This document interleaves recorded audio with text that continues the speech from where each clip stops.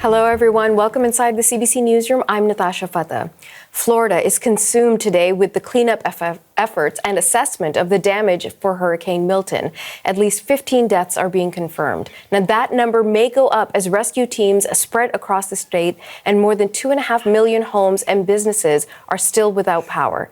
Now, here's a look before and after the storm at Tropicana Field in St. Petersburg, home of the Tampa Bay Rays. Strong winds tore the fabric roof off the stadium to shreds.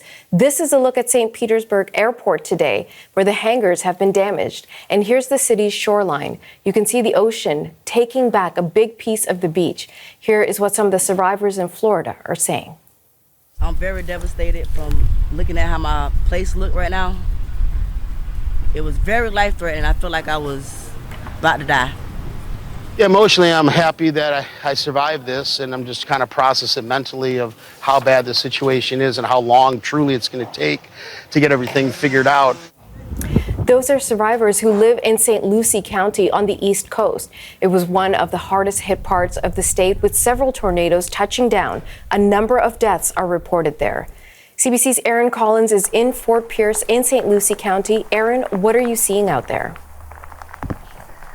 Hey, Natasha, well, a lot of water, right? I'm sure that's what you're seeing too. The rain is coming down. Hurricane Milton may have decided it was done with this part of the world, but the rain gods are certainly sticking around for a little bit. You can see behind me, this intersection is more of a lake right now, and it's obviously getting in the way of a lot of those recovery efforts that you were talking about. And it's really a testament to what happens to ground when you get 2 hurricanes in 2 weeks. It's just so saturated here that there's nowhere for the water to go except to pool here, and now more rain coming. Obviously not the kind of news that people here are hoping for. Just to sort of situate you where we are, we're about a 3-hour drive north of Miami, and on the other side of the state from the Gulf Coast, so on the Atlantic side, the other side of the state from where Hurricane Milton made landfall and then moved across the state heading west to east to where we are. So a long way from where the hardest hit parts of the state are, as far as the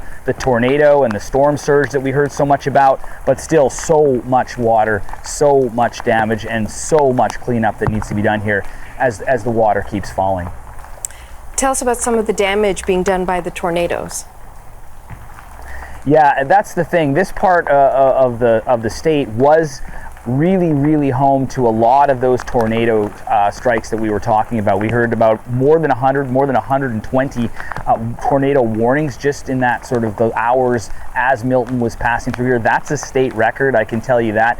And well over a dozen, approaching 20 confirmed tornadoes to have actually touched ground here. We were in a community about 20 minutes north of where we are now last night, and there's a little retirement community there that was hit fairly hard. Parts of it just leveled. We saw the church there sort of with the roof missing off of it, and aside from all the damage which we saw, down poles, flipped semis, this kind of stuff on the way there, the real heartbreaking loss there is that at least 5 folks lost their lives as tornadoes whipped through that part of this state.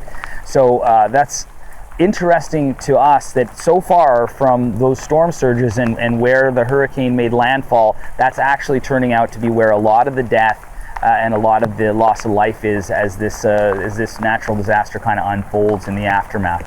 Okay, thanks so much, Aaron.